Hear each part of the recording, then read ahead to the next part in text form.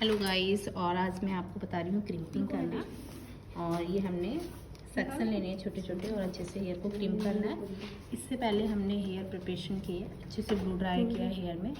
उसके बाद half partition लेके और से गुड।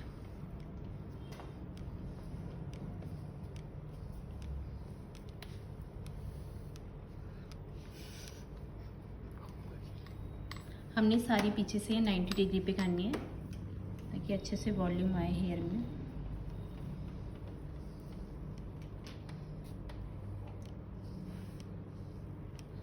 देखिए दो लोग कैसे क्रिम्पिंग कर सकते हैं। आप पीछे का पार्ट ले सकते हैं एंड ये देखिए हम आगे से पार्टीशन लेके फ्रंट से 90 डिग्री पे हम फ्रंट से कर सकते हैं।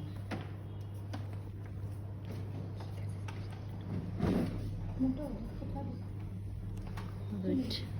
टू पार्ट में हम आगे कर रहे हैं माइक्रो क्रिम्पिंग, ज़्यादा क्रिम्प नहीं कर रहे हैं।